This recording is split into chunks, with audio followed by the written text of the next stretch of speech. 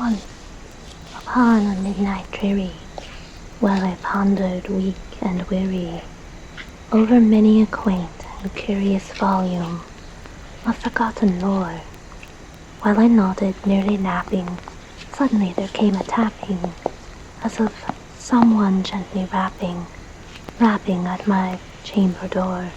"'Tis some visitor," I muttered, tapping at my chamber door. Only this and nothing more. Ah, distinctly I remember, it was in the bleak December, and each separate dying ember dot its ghost upon the floor.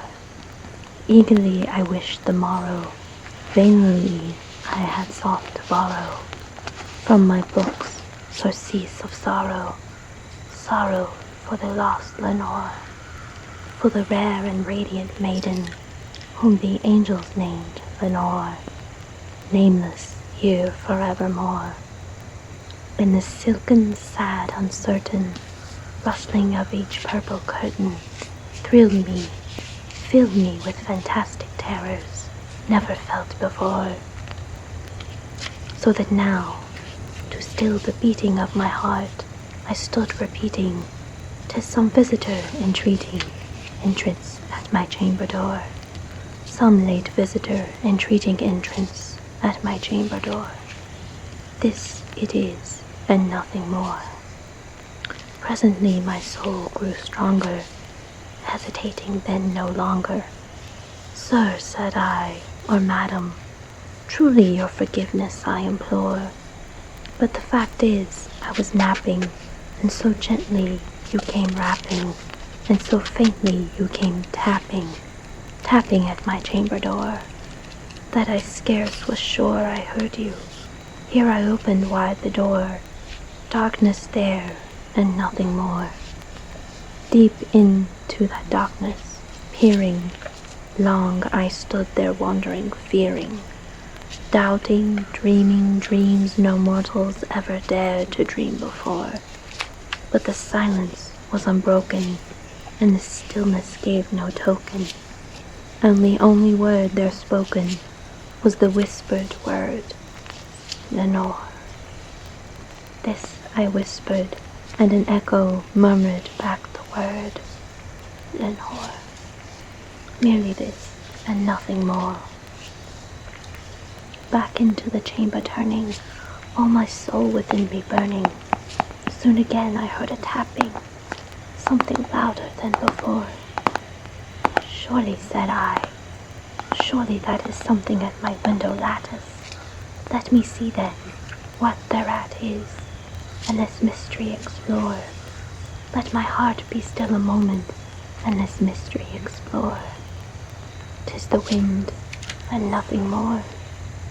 Open here I flung the shutter, when with many a flirt and flutter in there stepped a stately raven of the saintly days of yore. Not the least obeisance made he, not a minute stopped or stayed he, but with mien of lord or lady, perched upon my chamber door, perched upon a bust of Pallas, just above my chamber door, perched and set, and nothing more. Then this ebony bird beguiling my sad fancy into smiling, by the grave and stern decorum of the countenance it wore. "Though thy crest be shorn and shaven, thou," I said, "art sure no craven, ghastly, grim, and ancient raven, wandering from the nightly shore. Tell me what thy lordly name is on the night's plutonium shore." Quoth the raven, "Nevermore."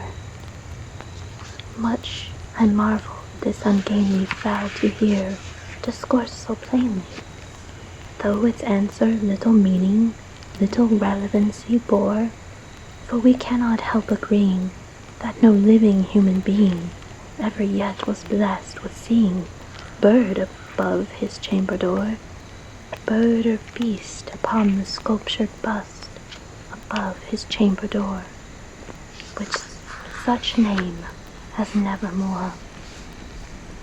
But the raven, sitting lonely on that placid bust, spoke only that one word, as if his soul in that one word he did outpour.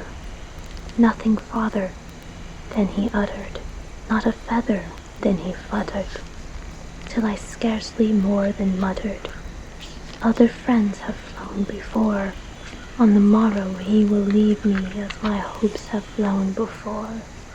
Then the bird said, "Nevermore," startled at the stillness, broken by reply so aptly spoken. "Doubtless," said I, "what it utters is its only stock and store, caught from some unhappy master, whom unmerciful disaster followed fast and followed faster, till his songs one burden bore, till the dirges of his hopes that melancholy burden bore, of never, nevermore." But the raven still beguiling all my sad soul into smiling, straight I willed a cushioned seat in front of bird and bust and door.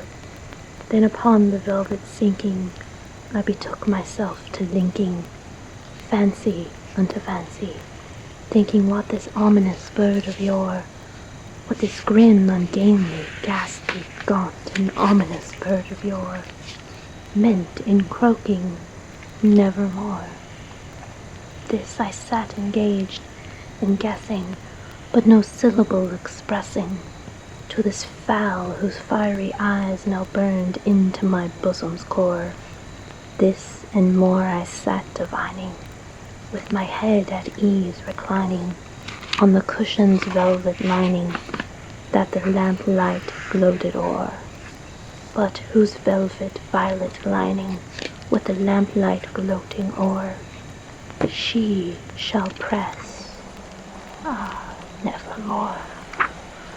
Then methought the air grew denser, perfumed from an unseen censer, swung by seraphim whose footfalls tinkled on the tufted floor.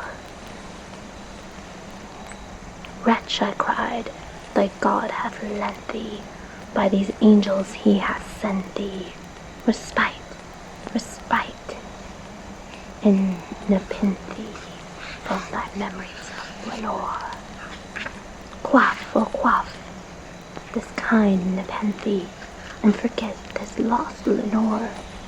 Quoth the raven, "Nevermore." "Prophet," said I, "thing of evil, prophet still, with bird or devil, whether tempter sent, or whether tempest tossed thee here ashore, desolate, yet all undaunted, on this desert land enchanted, on this home by horror haunted, tell me truly, I implore, is there balm in Gilead? Tell me, I implore." Quoth the raven, "Nevermore." "Be that word our sign of parting, bird or fiend," I shrieked upstarting, "get thee back into the tempest and the night's plutonium shore. Leave no black plume as a token of that lie thy soul hath spoken. Leave my loneliness unbroken. Quit the bust above my door. Take thy beak from out my heart, and take thy form from off my door." Quoth the raven, "Nevermore." And the raven, never flitting, still is sitting on the pallid bust of Pallas, just above my chamber door, and his eyes have all the seeming of a demon's that is dreaming, and the lamplight o'er him streaming throws his shadow on the floor, and my soul from out that shadow that lies floating on the floor shall be lifted nevermore.